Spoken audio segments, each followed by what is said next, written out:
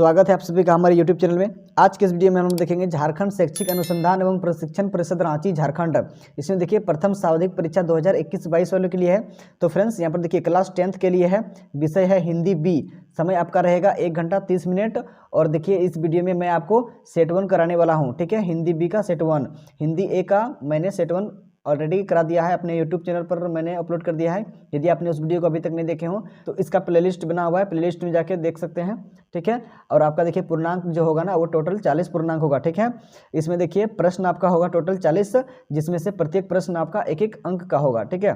तो इसमें देखिए आगे हम लोग देखते हैं इसका प्रश्न। खंड क में देखिए अपठित बोध दिया हुआ है, इसमें निर्देश दिया हुआ है। इसमें कहता है निम्नलिखित गद्यांश को ध्यानपूर्वक पढ़कर प्रश्न संख्या 1 से 5 तक के लिए सही विकल्प का चयन करें। यहाँ पर देखिए एक गद्यांश दिया है जिसे आपको पढ़ना है, ठीक है। आप इसे ध्यानपूर्वक पढ़ लीजिएगा।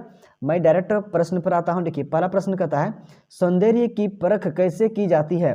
पहला ऑप्शन देखिए मनोहरता के आधार पर, दूसरा ऑप्शन देखिए इंद्रियों की संतुष्टि के आधार पर, और तीसरा ऑप्शन देखिए रूप के आधार पर, और चौथा ऑप्शन देखिए उपयुक्त सभी। तो इसमें इसका सही उत्तर हो जाएगा ऑप्शन नंबर डी, उपयुक्त सभी, ठीक है। आप इसे अपना कॉपी पर नोट कर लीजिए। फिर हम लोग बढ़ते हैं अगला प्रश्न की ओर। आगे है 2 नंबर का प्रश्न। इसमें कहता है कालिदास के प्राकृतिक वर्णन में किसकी प्रधानता है। तो इसका ऑप्शन देख लेते हैं। देखिए इसमें पहला ऑप्शन दिया है प्रकृति, दूसरा ऑप्शन देखिए चरित्र, तीसरा ऑप्शन देखिए आनंद, और चौथा ऑप्शन देखिए इंद्रिय। तो इसमें इसका सही उत्तर हो जाएगा ऑप्शन नंबर बी, चरित्र, ठीक है। आप इसे नोट कर लीजिए। फिर हम लोग बढ़ते हैं अगला प्रश्न की ओर। आगे है 3 नंबर का प्रश्न। इसमें कहता है निम्न में से कौन सा कथन कवि जयदेव के वसंत चित्रण के संबंध में सही है। पहला ऑप्शन देखिए यह केवल इंद्रिय को संतुष्ट करती है, दूसरा ऑप्शन देखिए इनमें चरित्र की प्रधानता है, तीसरा ऑप्शन देखिए यह चित्त को आनंदित करता है, और चौथा ऑप्शन देखिए इसमें रसास्वादन की अनुभूति है। तो इसमें इसका सही उत्तर हो जाएगा ऑप्शन नंबर डी, इसमें रसास्वादन की अनुभूति है, ठीक है। आप इसे अपना कॉपी पर नोट कर लीजिए। फिर हम लोग आगे बढ़ते हैं। आगे है 4 नंबर का प्रश्न। इसमें कहता है रसास्वादन की खाली जगह भी होती है। यहाँ पर देखिए रिक्त स्थान की पूर्ति के लिए उपयुक्त विकल्प का चयन करें। नीचे देखिए विकल्प दिया है। पहला ऑप्शन देखिए अनुभूति, दूसरा ऑप्शन देखिए अभिव्यक्ति, तीसरा ऑप्शन देखिए अनुभव, और चौथा ऑप्शन देखिए आस्वादन। तो इसका राइट आंसर हो जाएगा ऑप्शन नंबर ए, अनुभूति, ठीक है। यहाँ पर क्या हो जाएगा अनुभूति। आप इसे नोट कर लीजिए। फिर आगे देखिए 5 नंबर का प्रश्न। इसमें कहता है संतुष्ट का विलोम शब्द क्या है। पहला ऑप्शन देखिए संतुष्टि, दूसरा ऑप्शन देखिए निसंतुष्ट, तीसरा ऑप्शन देखिए असंतुष्ट, और चौथा ऑप्शन देखिए कुसंतुष्ट।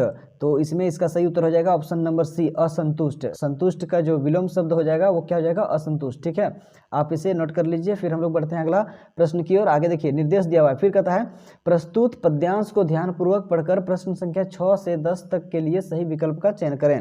यहाँ पर एक फिर से पद्यांश दिया हुआ है, इस पद्यांश को आप पढ़ लीजिएगा, ठीक है। मैं डायरेक्ट प्रश्न को करता हूँ, ठीक है। तो इसमें से देखिए यहाँ पर 6 नंबर का प्रश्न कहता है कवि ने धरती के बारे में क्या कहा है। पहला ऑप्शन देखिए रत्नगर्भा, दूसरा ऑप्शन देखिए आधारशिला, और तीसरा ऑप्शन देखिए सर्वसहा, और चौथा ऑप्शन देखिए माँ। तो इसमें इसका सही उत्तर हो जाएगा ऑप्शन नंबर सी, सर्वसहा। कवि ने धरती के बारे में क्या कहा है, सर्वसहा कहा है, ठीक है। आप इसे नोट कर लीजिए। फिर हम लोग बढ़ते हैं आगे 7 नंबर का प्रश्न। इसमें कहता है आदमकद आदमी से क्या तात्पर्य है। पहला ऑप्शन देखिए मानवीयता से भरपूर आदमी, दूसरा ऑप्शन देखिए ऊंचे कद का आदमी, तीसरा ऑप्शन देखिए संपूर्ण मनुष्य, और चौथा ऑप्शन देखिए सामान्य आदमी। तो इसमें इसका सही उत्तर हो जाएगा ऑप्शन नंबर ए, आदमकद आदमी का तात्पर्य क्या है, मानवीयता से भरपूर आदमी, ठीक है। आप इसे नोट कर लीजिए। फिर हम लोग बढ़ेंगे आगे, देखते हैं 8 नंबर का प्रश्न। इसमें कहता है असमान की तुलना किससे की गई है। पहला ऑप्शन देखिए समुद्र से, दूसरा ऑप्शन देखिए नीली झील से, और तीसरा ऑप्शन देखिए पतंग से, और चौथा ऑप्शन देखिए गंदगी बरसाने वाले थैले से। तो इसमें इसका सही उत्तर हो जाएगा ऑप्शन नंबर डी, गंदगी बरसाने वाले थैले से, ठीक है। आप इसे नोट कर लीजिए। अब हम लोग देखेंगे आगे 9 नंबर का प्रश्न। इसमें कहता है प्राण दान का क्या तात्पर्य है। पहला ऑप्शन देखिए प्राणों को पूर्ण करने वाला, दूसरा ऑप्शन देखिए प्राण प्रदान करने वाला, तीसरा ऑप्शन देखिए प्राणों को प्रणाम करने वाला, और चौथा ऑप्शन देखिए प्राणों को छीन लेने वाला। तो इसमें इसका सही उत्तर हो जाएगा ऑप्शन नंबर बी, प्राण प्रदान करने वाला को हम लोग क्या बोलेंगे, प्राण प्रदान बोलेंगे, ठीक है। आप इसे अपना कॉपी पर नोट कर लीजिएगा, ठीक है। फिर आगे हम लोग देखते हैं 10 नंबर का प्रश्न। इसमें कहता है कवि समय से कब और क्यों कतराना चाहते हैं। तो इसमें पहला ऑप्शन देखिए किसी के पास सांस लेने का समय नहीं, दूसरा ऑप्शन देखिए किसी को 2 क्षण बैठने का समय नहीं, और तीसरा ऑप्शन किसी को प्यार करने का समय नहीं, और चौथा ऑप्शन किसी को बात करने का समय नहीं। तो इसमें इसका सही उत्तर हो जाएगा ऑप्शन नंबर सी, किसी को प्यार करने का समय नहीं। आप इसे अपना कॉपी पर नोट कर लीजिएगा। अब हम लोग देखेंगे खंड ख, इसमें व्याकरण है, ठीक है। तो 11 नंबर का प्रश्न हम लोग देखेंगे। इसमें कहता है निडर शब्द में किस उपसर्ग का प्रयोग हुआ है। पहला ऑप्शन देखिए नी, दूसरा ऑप्शन देखिए न, और तीसरा ऑप्शन देखिए नई, और चौथा ऑप्शन देखिए नीड। तो इसमें इसका सही उत्तर हो जाएगा ऑप्शन नंबर ए, नी, ठीक है। नी शब्द जो है ना, ये उपसर्ग का उपयोग हुआ है। देखिए यहाँ पर नीडर लिखा हुआ है ना, नीडर, तो ये नीड जो लगा हुआ है ये क्या चीज़ है, ये उपसर्ग है। क्या है, तो उपसर्ग। उपसर्ग पहले लगता है और जो बाद में लगता है उसे हम लोग प्रत्यय बोलते हैं, ठीक है। तो आप इसे याद रखिएगा। अब हम लोग आगे देखेंगे 12 नंबर। 12 नंबर में कहता है कालिमा शब्द में किस प्रत्यय का प्रयोग हुआ है। देखिए इसका ऑप्शन देखिए, पहला ऑप्शन देखिए का, दूसरा ऑप्शन देखिए लीमा, तीसरा ऑप्शन देखिए माँ, और चौथा ऑप्शन देखिए ईमा। तो इसमें देखिए इसका सही उत्तर हो जाएगा ऑप्शन नंबर डी, ठीक है, ईमा। जैसे देखिए काली माँ, जैसे काली माँ लिखा हुआ था ना, काली माँ, ठीक है। यहाँ अंतिम में देखिए क्या आ रहा है, माँ आ रहा है, ठीक है। ईमा, लीमा मतलब ईमा। ये ईमा शब्द का यहाँ पर ध्वनि जो है, साउंड क्या आ रहा है, ईमा आ रहा है, ठीक है। तो ये इसमें सही उत्तर हो जाएगा ऑप्शन नंबर डी, ठीक है। आप इसे नोट कर लीजिए। फिर हम लोग बढ़ते हैं आगे 13 नंबर का प्रश्न। इसमें कहता है महेश का सही संधि विच्छेद क्या है। पहला ऑप्शन देखिए महो जोड़ इस, दूसरा ऑप्शन देखिए महा जोड़ इस, और तीसरा ऑप्शन देखिए मही जोड़ इस, और चौथा ऑप्शन देखिए मही जोड़ इस। तो इसमें इसका सही उत्तर हो जाएगा ऑप्शन नंबर बी, महाजोड़ इस। महाजोड़ इस हो जाएगा, क्या हो जाएगा, महेश हो जाएगा, ठीक है, महेश। आप इसे नोट कर लीजिए। फिर आगे देखते हैं 14 नंबर का प्रश्न। इसमें कहता है निम्नलिखित शब्दों में से किसमें विसर्ग संधि है। पहला ऑप्शन देखिए उज्ज्वल, दूसरा ऑप्शन देखिए निश्चल, तीसरा ऑप्शन देखिए राजेंद्र, और चौथा ऑप्शन देखिए दुर्गेश। तो इसमें इसका सही उत्तर हो जाएगा ऑप्शन नंबर बी, निश्चल, ठीक है। निश्चल में जो है ना, वो विसर्ग क्या है, संधि, विसर्ग संधि लगा हुआ है, ठीक है। आप इसे अपना कॉपी पर नोट कर लीजिए। फिर देखते हैं आगे 15 नंबर का प्रश्न। इसमें कहता है गिरी जोड़ इस का संधि करने से कौन सा शब्द बनेगा। पहला ऑप्शन देखिए गिरेश, दूसरा ऑप्शन देखिए ग्रीस, तीसरा ऑप्शन देखिए ग्रीस, और चौथा ऑप्शन देखिए ग्रीस। तो इसमें इसका सही उत्तर हो जाएगा ऑप्शन नंबर बी, ग्रीस, ठीक है। गिरी जोड़ इस जो है ना, क्या बनेगा, ग्रीस बनेगा, ठीक है। आप इसे अपना कॉपी पर नोट कर लीजिए।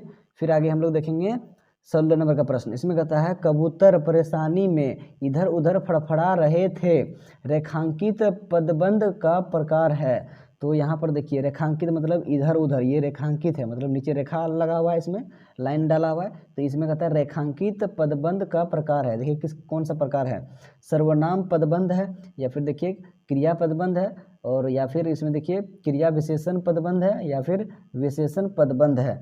तो ये इसमें इसका सही उत्तर हो जाएगा ऑप्शन नंबर ए, सर्वनाम पदबंध, ठीक है। इधर उधर क्या हो जाएगा, ये सर्वनाम पदबंध है, ठीक है। आप इसे अपना कॉपी पर नोट कर लीजिए। फिर आगे हम लोग देखेंगे 17 नंबर का प्रश्न। इसमें कहता है धनवान का विलोम शब्द क्या है। पहला ऑप्शन देखिए अकिंचन, दूसरा ऑप्शन देखिए किंकर, और तीसरा ऑप्शन देखिए कंचन, और चौथा ऑप्शन देखिए धनाढ़य।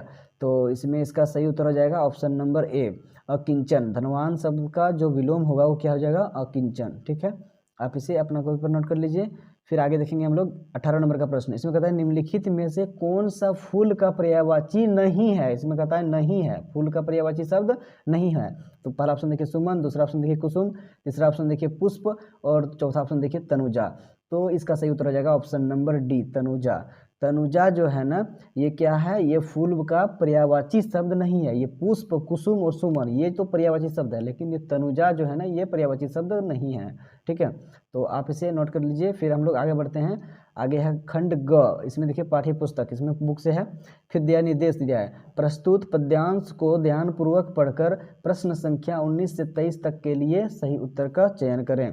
तो यहाँ पर एक फिर से पद्यांश दिया हुआ है, आप इसे अच्छे तरीके से पढ़ लीजिएगा। मैं डायरेक्ट प्रश्न को करता हूँ। इसमें 19 नंबर में कहता है कबीर दास क्यों रोते हैं। पहला ऑप्शन देखिए संसार की नश्वरता को देखकर, दूसरा ऑप्शन देखिए संसार को परेशान देखकर, तीसरा ऑप्शन देखिए संसार के पापों को देखकर, और चौथा ऑप्शन देखिए संसार में सुख चैन समाप्त होने पर। तो इसका सही उत्तर हो जाएगा ऑप्शन नंबर ए, संसार की नश्वरता को देखकर कबीरदास क्या होते थे, रोते थे, ठीक है। आप इसे नोट कर लीजिएगा, ठीक है। फिर आगे देखते हैं हम लोग 20 नंबर का प्रश्न। इसमें कहता है साखी में सुखिया व्यक्ति किसे बताया गया है। तो पहला ऑप्शन देखते हैं परेशानी दूर करने वाला व्यक्ति, दूसरा ऑप्शन देखिए खाने और सोने में व्यस्त संसार, तीसरा ऑप्शन देखते हैं लड़ने झगड़ने में व्यस्त संसार, और चौथा ऑप्शन देखते हैं दूसरों को दुखी देखकर प्रसन्न रहने वाला। तो इसमें इसका सही उत्तर हो जाएगा ऑप्शन नंबर बी, खाने और सोने में व्यस्त संसार, ठीक है, आप इसे अपना कॉपी पर नोट कर लीजिए। फिर हम लोग बढ़ते हैं आगे 21 नंबर की प्रश्न की ओर। इसमें कहता है कबीरदास के अनुसार संसार के लोग कैसे हैं। पहला ऑप्शन देखिए सांसारिक सुखों से अलग, और दूसरा ऑप्शन देखिए सांसारिक दुखों से अलग, तीसरा ऑप्शन देखिए ईश्वर की आराधना में लीन, और चौथा ऑप्शन देखिए सांसारिक सुखों में लीन। तो इसका राइट आंसर हो जाएगा ऑप्शन नंबर बी, सांसारिक दुखों से अलग। कबीरदास के अनुसार संसार के लोग कैसे हैं, तो सांसारिक दुखों से अलग हैं। ठीक है, तो आप इसे नोट कर लीजिए। फिर हम लोग आगे बढ़ते हैं। आगे है 22 नंबर का प्रश्न। इसमें कहता है जागे से क्या आशय है। पहला ऑप्शन देखिए कभी न सोना, दूसरा ऑप्शन देखिए ईश्वर के प्रति सजग रहना, तीसरा ऑप्शन देखिए ईश्वर को जगाना, और चौथा ऑप्शन देखिए जागे हुए मनुष्यों को भी जगाना। ठीक है, तो इसमें इसका राइट आंसर हो जाएगा ऑप्शन नंबर बी, ईश्वर के प्रति सजग रहना। ठीक है, आप इसे नोट कर लीजिए। फिर आगे हम लोग देखते हैं 23 नंबर का प्रश्न। इसमें कहता है प्रस्तुत साखी में किस बात पर बल दिया गया है। पहला ऑप्शन देखिए यह संसार केवल सुखी और समृद्ध व्यक्तियों के पीछे भागता है, दूसरा ऑप्शन देखिए यह संसार दुखी और परेशान व्यक्तियों को उनके हाल पर छोड़ देता है, और तीसरा ऑप्शन देखिए यह संसार भौतिक सुख साधनों के पीछे नहीं भागता है, और चौथा ऑप्शन देखिए यह संसार भौतिक सुख साधनों के पीछे भागता है। तो इसमें इसका सही उत्तर हो जाएगा ऑप्शन नंबर डी, यह संसार भौतिक सुख साधनों के पीछे भागता है। ठीक है, आप इसे अपने कॉपी पर नोट कर लीजिए। फिर हम लोग बढ़ते हैं आगे। आगे है देखिए निर्देश निम्नलिखित प्रश्नों के सही विकल्प का चयन कीजिए। फिर देखिए यहाँ पर 24 नंबर का प्रश्न कहता है उड़ गया अचानक लो भूधर खड़का अपार पारद के पर, प्रस्तुत पंक्ति में पारद के पर किसे कहा गया है। पहला ऑप्शन देखिए पक्षियों के विशाल पंखों को, दूसरा ऑप्शन देखिए चमकीले बादलों को, तीसरा ऑप्शन देखिए पक्षियों को, और चौथा ऑप्शन देखिए विशाल झरनों को। तो इसमें इसका सही उत्तर हो जाएगा ऑप्शन नंबर ए, पक्षियों के विशाल पंखों को कहा गया है। ठीक है, तो आप इसे नोट कर लीजिए। फिर हम लोग बढ़ते हैं आगे 25 नंबर का प्रश्न की ओर। इसमें कहता है जलदयान पर कौन क्रीड़ा कर रहा है। पहला ऑप्शन देखिए आकाश, दूसरा ऑप्शन देखिए हरे भरे वृक्ष, तीसरा ऑप्शन देखिए विशाल काय पर्वत, और चौथा ऑप्शन देखिए इंद्र। तो इसमें इसका सही उत्तर हो जाएगा ऑप्शन नंबर डी, इंद्र। ठीक है, आप इसे अपना कॉपी पर नोट कर लीजिए। फिर आगे बढ़ते हैं। आगे 26 नंबर का प्रश्न। इसमें कहता है संपूर्ण पर्वतों पर बादलों के छा जाने पर निर्झर किस रूप में उपस्थित हैं। पहला ऑप्शन देखिए अपनी आवाज के रूप में, दूसरा ऑप्शन है हरे भरे पत्तों के रूप में, तीसरा ऑप्शन है शीतल स्वच्छ जल के रूप में, और चौथा ऑप्शन है पक्षियों के रूप में। तो इसमें इसका सही उत्तर हो जाएगा ऑप्शन नंबर ए, अपनी आवाज़ के रूप में। ठीक है, आप इसे नोट कर लीजिए। फिर आगे हम लोग बढ़ते हैं 27 नंबर में। कहता है उड़ता हुआ धुआं क्या है। पहला ऑप्शन देखिए साल वृक्षों के बुरी तरह से जल जाने का धुआं, दूसरा ऑप्शन देखिए बस्तियों में आग लगने के कारण उठने वाला धुआं। फिर आगे देखते हैं सी नंबर का ऑप्शन। इसमें कहता है मनुष्यों के तेज तेज चाल में चलने के कारण उठने वाला धूल का धुआं। फिर आगे देखिए 4 नंबर का ऑप्शन में कहता है गहरे काले बादलों की धुंध। तो इसमें इसका सही उत्तर हो जाएगा ऑप्शन नंबर डी, गहरे काले बादलों की धुंध। ठीक है, आप इसे अपना कोई पर कर लीजिए नोट। फिर आगे हम लोग देखेंगे 28 नंबर। इसमें कहता है मनुष्यता में कवि ने भाग्यहीन किसे कहा है। पहला ऑप्शन देखिए जो धैर्यहीन है, दूसरा ऑप्शन देखिए जो अनाथ है, तीसरा ऑप्शन जो सनाथ है, और चौथा ऑप्शन देखिए जिसका कोई मित्र नहीं है। तो इसका सही उत्तर हो जाएगा ऑप्शन नंबर ए, जो धैर्यहीन है। ठीक है, तो मनुष्यता में कवि ने भाग्यहीन किसे कहा गया है, तो जो धैर्यहीन है उससे कहा गया है। ठीक है, आप इसे कर लीजिए नोट। फिर आगे देखते हैं 29 नंबर का प्रश्न। इसमें कहता है तारता हुआ तरे का क्या आशय है। पहला ऑप्शन देखिए हमें दूसरों की उन्नति में सहायक होते हुए अपनी उन्नति करनी चाहिए, दूसरा ऑप्शन देखिए हमें दूसरों को पीछे धकेलते हुए आगे बढ़ना चाहिए, तीसरा ऑप्शन देखिए हमें दूसरों को तैरना सिखाना चाहिए, और फिर आगे देखिए चौथा नंबर में कहता है हमें विपत्ति से नहीं घबराना चाहिए। तो इसमें इसका सही उत्तर हो जाएगा ऑप्शन नंबर ए, हमें दूसरों की उन्नति में सहायक होते हुए अपनी उन्नति करनी चाहिए। ठीक है, फिर आगे हम लोग आगे देखेंगे 30 नंबर का प्रश्न। इसमें कहता है वीर कर्ण ने दूसरों के लिए क्या दे दिया। पहला ऑप्शन देखिए सोने का दांत, दूसरा ऑप्शन देखिए कवच और कुंडल, तीसरा ऑप्शन देखिए रथ, और चौथा ऑप्शन देखिए धनुष वाहन। तो इसमें इसका सही उत्तर हो जाएगा ऑप्शन नंबर बी, कवच और कुंडल। ठीक है, आप इसे अपना कॉपी पर नोट कर लीजिए। फिर आगे हम लोग आगे देखेंगे 31 नंबर का प्रश्न। इसमें कहता है विश्व में कैसे लोगों की कृति फैलती है। पहला ऑप्शन देखिए जो धनवान है, दूसरा ऑप्शन देखिए जो पढ़े लिखे हैं, तीसरा ऑप्शन देखिए जो अवसर का लाभ उठाना जानते हैं, और चौथा ऑप्शन देखिए जो उदारमना है। तो इसमें इसका सही उत्तर हो जाएगा ऑप्शन नंबर डी, जो उदारमना है। ठीक है, आप इसे नोट कर लीजिए। फिर आगे हम लोग देखेंगे इसमें फिर निर्देश दिया है। इसमें कहता है प्रस्तुत गद्यांश को ध्यानपूर्वक पढ़कर प्रश्न संख्या 32 से 36 तक के लिए सही उत्तर का चयन करें। यहाँ पर फिर से एक गद्यांश दिया है, इसको आप पढ़ लीजिएगा। ठीक है, और मैं डायरेक्ट इसमें क्वेश्चन को करता हूँ। ठीक है, क्वेश्चन में 32 नंबर का क्वेश्चन कहता है प्रस्तुत गद्यांश किस पाठ से लिया गया है। पहला ऑप्शन देखिए बड़े भाई साहब, दूसरा ऑप्शन देखिए डायरी का एक पन्ना, तीसरा ऑप्शन देखिए तीसरी कसम के शिल्पकार शैलेंद्र, और चौथा ऑप्शन देखिए ततारा वामिरो कथा। तो इसमें इसका सही उत्तर हो जाएगा ऑप्शन नंबर ए, बड़े भाई साहब। ठीक है, आप इसे नोट कर लीजिए। फिर आगे देखिए 33 नंबर का प्रश्न, इसमें कहता है प्रस्तुत गद्यांश के द्वारा बड़े भाई साहब ने लेखक को क्या बात बताने की कोशिश की है। पहला ऑप्शन देखिए ऊपरी कक्षा की पढ़ाई बहुत कठिन है, दूसरा ऑप्शन देखिए कक्षा की पढ़ाई बहुत आसान है, और तीसरा ऑप्शन देखिए सपना देखना बहुत आसान है, और चौथा ऑप्शन देखिए सपना देखना बहुत कठिन है। तो इसमें इसका सही उत्तर हो जाएगा ऑप्शन नंबर ए, ऊपरी कक्षा की पढ़ाई बहुत कठिन है। ठीक है, आप इसे नोट कर लीजिए। फिर आगे देखते हैं 34 नंबर का प्रश्न, इसमें कहता है इन अभागों को नाम भी न जुड़ते थे, एक ही नाम के पीछे दोयम सोयम चारुम पंचुम लगाते चले गए, वाक्य के द्वारा बड़े भाई साहब ने किस पर चोट की है।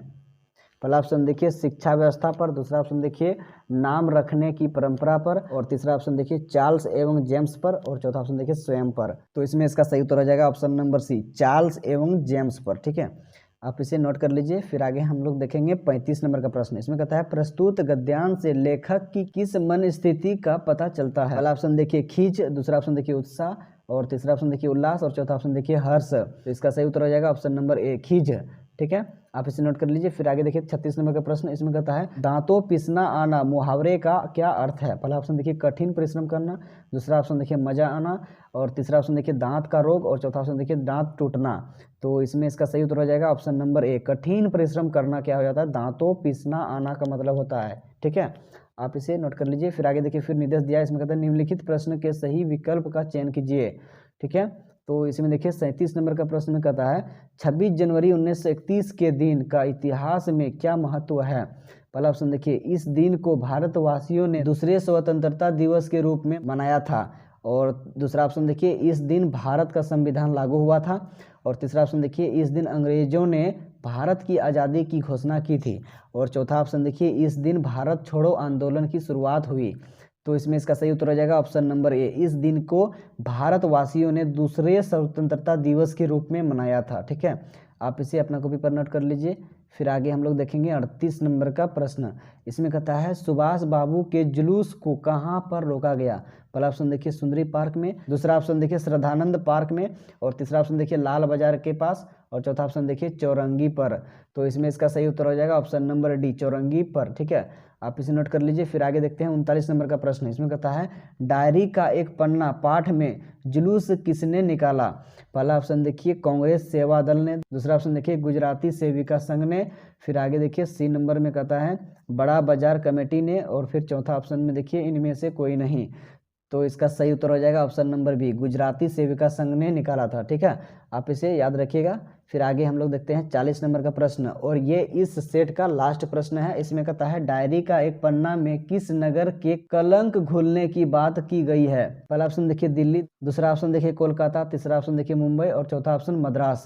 तो इसमें इसका सही उत्तर हो जाएगा ऑप्शन नंबर बी, कोलकाता। ठीक है, आप इसे अपना कॉपी पर नोट कर लीजिए। तो फ्रेंड्स आज के इस वीडियो में हम लोग जैक क्लास 10th का हिंदी बी का सेट 1 कंप्लीट किए। तो फ्रेंड्स उम्मीद करते हैं कि ये वीडियो आपको समझ में आया होगा। तो वीडियो को लाइक करें, और ऐसे ही वीडियो पाने के लिए हमारे चैनल को सब्सक्राइब जरूर कर लें, और साथ में बेल आइकन को भी प्रेस कर लें, ताकि जब भी मैं ऐसे नया वीडियो अपलोड करूंगा तो उस वीडियो का नोटिफिकेशन सबसे पहले आप तक पहुंच सके। Thank you for watching my video. मिलते हैं नेक्स्ट वीडियो में।